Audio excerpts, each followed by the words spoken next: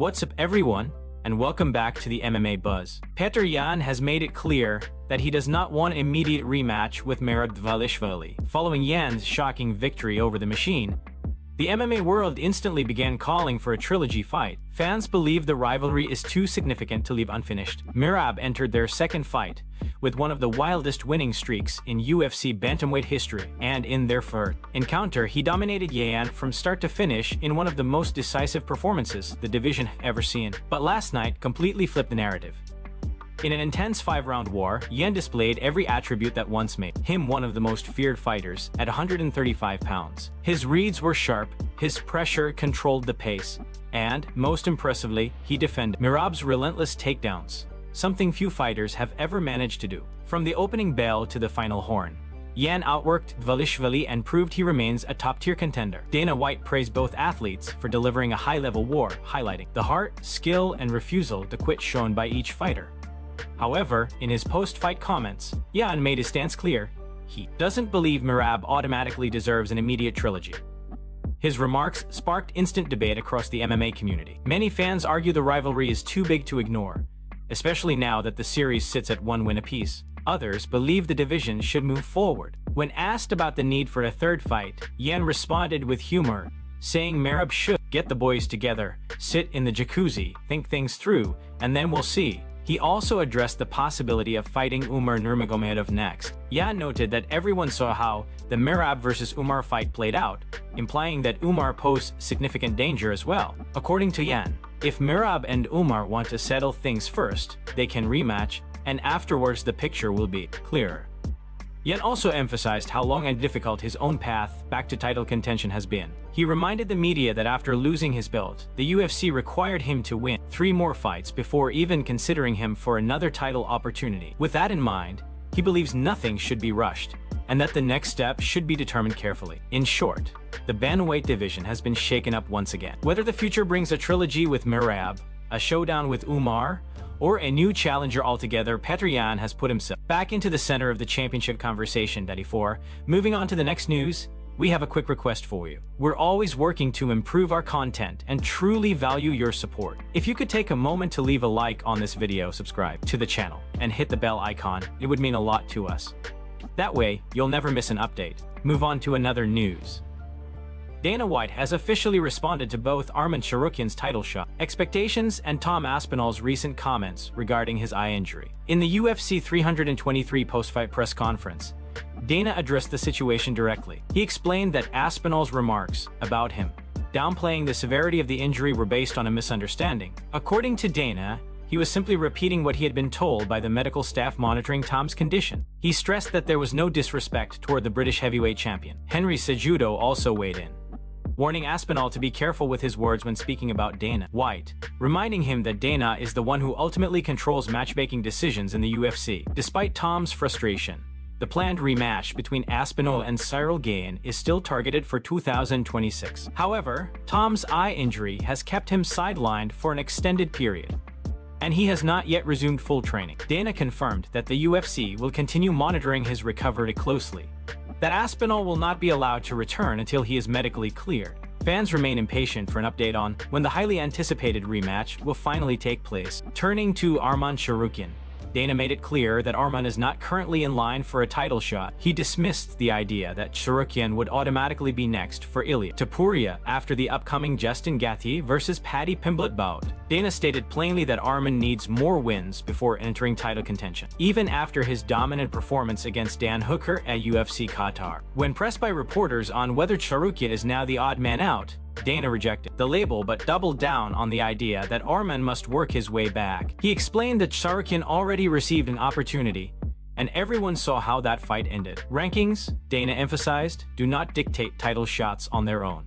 Too many factors go into making championship-level matchups, and fighters must capitalize when given big opportunities. Dana added that during discussions with his team earlier that night, they reflected on the unpredictable nature of the sport over the past 2 decades. Still, he stressed that a fighter cannot get a massive opportunity, fail to deliver in a way that removes them from the conversation. For Arman, the path is clear but unforgiving. He must rebuild momentum and prove he deserves another shot at the top. In summary, Dana White's message was straightforward. Tom Aspinall's recovery will be handled carefully. The rematch with Gain remains on the horizon, and Arman Tsarukyan must earn his way back into the title picture. The lightweight and heavyweight divisions continue to evolve rapidly, and the next few months will determine who steps into the championship spotlight. Move on to another news. Robert Whittaker has reacted to Petr Yan's dominant victory at UFC 323, a performance many are calling one of the greatest comebacks in bantamweight history. Yan shocked the MMA world by shutting down Merab Dvalishvili's relentless wrestling attack, defending an incredible 27 of 29 takedown attempts while outstriking the machine over 5 rounds. The win not only halted Merab's 14-fight streak, but also placed Yan alongside legends like Dominic Cruz and TJ Dillashaw as one of the few bantamweights to reclaim a title after losing it. Yan didn't just survive Merab's pressure, he dismantled it. His 93% takedown defense, paired with 5 takedowns of his own, showcased a complete evolution in his game. Throughout the fight, Yan matched Merab's famous cardio, punished him with sharp boxing combinations, dug in body kicks that slowed his movement, and controlled the pace with calculated pressure. Even Merab admitted afterward, "I tried to make it entertaining by standing and trading, but he was better today." The judges scored the bout 49-46 twice and 48-47 once, though many analysts argued it was a near-clean sweep for Yan. Outlets like Yahoo Sports described the result as seismic, noting how Merab's Fighter of the Year campaign came to a sudden halt after 3 successful defenses in 2025. Former middleweight champion Robert Whittaker praised Yan's performance with high admiration. He explained that the version of Petr Yan who fought at UFC 323 looked identical to the elite champion who reigned before the controversial loss to Aljamain Sterling. Whittaker highlighted Yan's complete command of every phase: wrestling, jiu-jitsu, kickboxing, and the ability to seamlessly blend all of it together. According to Whittaker, Yan dismantled Merab without slowing down for a single second, refusing to give up any meaningful position and even turning the tables by taking Merab down himself. Whittaker called it the most clinical, leveled-up version of Petr Yan the sport has ever seen, declaring that the Yan who competed at UFC 323 doesn't lose to anybody in the division. He emphasized the gap in technical mastery on display,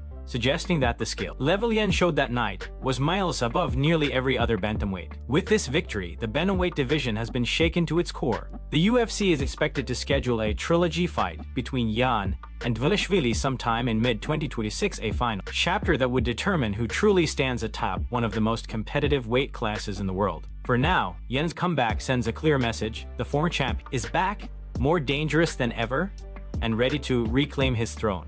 Move on to another news. Ilia Topuria found a way to seize the spotlight at UFC 323 weekend, even though the event had nothing to do with him. After Petr Yan's emphatic victory over Merab Dvalishvili, Yan appeared on Russian outlet Golo Obama, and this time his tone was far sharper than in any of his English interviews.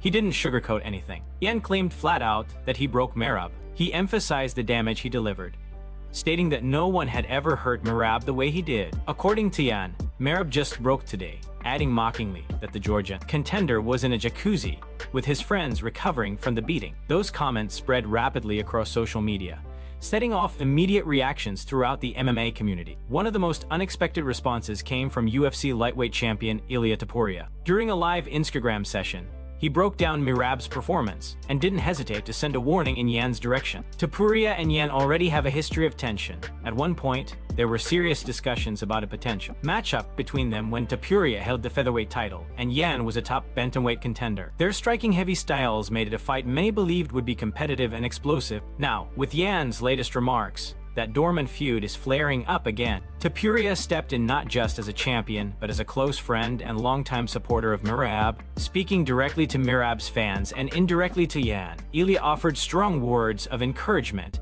and a firm warning. He told Merab that setbacks happen to everyone and reminded him that regardless of wins or losses, he remains one of the toughest athletes in the sport. He assured him that he would return stronger, faster, and more unstoppable than ever. But his tone shifted when addressing Petr Yan. Topuria made it clear that Merab is like family to him and that disrespect would not be tolerated. He insisted Yan watch his words and show more respect, warning that careless comments could escalate things unnecessarily. While Ilia emphasized that no one is looking for conflict outside the cage, he also made it clear that Yan should behave himself if he wants to avoid problem. With tensions rising and fan interest exploding, The storyline between Yan, Mirab, and Ilia Topuria has added another layer of drama to an already chaotic and competitive landscape. Whether this turns into genuine bad blood or a future super fight remains to be seen. But one thing is certain: Petr Yan's comments have reignited a rivalry that refuses to stay buried. Move on to another news.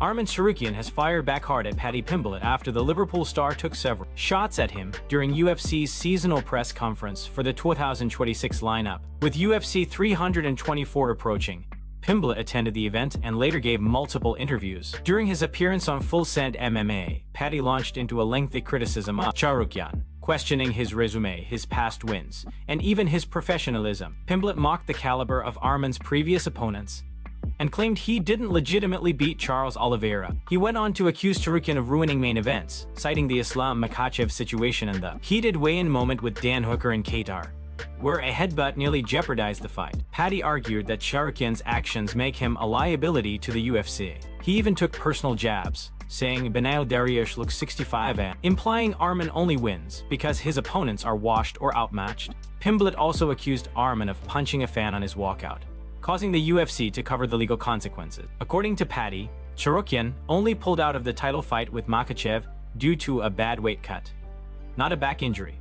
He then went after Arman's grappling, claiming that if he himself had Hooker's guillotine locked in, Tsarukyan would have gone unconscious, adding that if Dan Hooker could threaten him, there must be serious weaknesses in his skill set. It didn't take long for Tsarukyan to see the interview, and he responded sharply on social media. On X, Arman wrote that he could easily point out how Pimblett only fights once a year, and usually against older or stylistic favorable opponents, or how the UFC continually gives him the easiest route toward what Arman called a paper belt. But instead, Tsarukyan focused on one message: if Paddy ever finds the courage to step into the octagon with him, there will only be one result, the one Paddy fears most. Arman claimed he would expose Pimblett as a fraud, stating that when the cage door closes, he will walk out victorious while Paddy will need help getting out. As for Pimblett's upcoming fight with Justin Gaethje, Paddy took a very different tone. He refused to disrespect Gaethje, referencing the infamous mistake James Vick made by mocking him and getting knocked out. Pimblett acknowledged Gaethje as a legend and said he expects a war. According to him, Gaethje is your favorite fighter's favorite fighter, and stepping into the cage with him will be an honor. Paddy hopes for a 5-round brawl and a shot at both fight of the night and performance bonuses. With tensions rising between Pimblett and Tsarukyan and a massive showdown with Gaethje on the horizon, the lightweight division is heating up. Fans are already speculating whether Paddy and Arman will eventually settle their differences inside the octagon.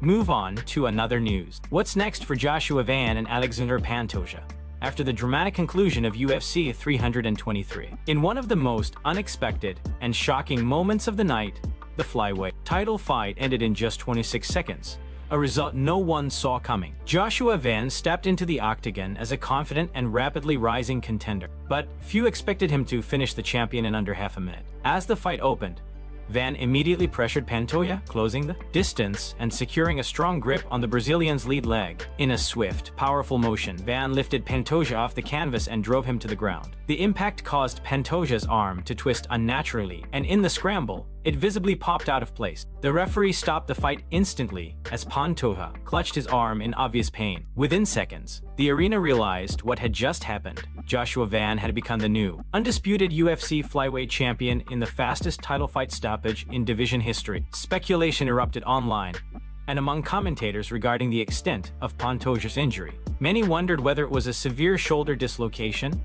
or potentially an elbow fracture. Even Joe Rogan, calling the fight live, disagreed with the initial medical update. When the cage side report suggested a dislocation, Rogan insisted the injury looked far more serious, confidently stating that Pantoja had definitely broken his elbow based on the angle, movement, and the sound he claimed he heard during the takedown. The sudden finish left fans stunned and analysts debating the future of both fighters. For Joshua Van, this victory cements him as one of the most dangerous new champions in the division, a fighter with explosive athleticism, powerful wrestling, and the ability to end a fight without a single strike landed. His rise has been fast, and after such a dominant, decisive performance, the flyweight division suddenly feels reinvigorated. For Alexander Pantoja, the situation is far more uncertain. The former champion's toughness and skill have never been in question, but an injury of this magnitude raises concerns about recovery time, long-term mobility, and how soon he might return to competition, depending on the severity of the damage, whether it truly is a clean elbow break or a complex dislocation. Pantoja could be out for months, if not longer.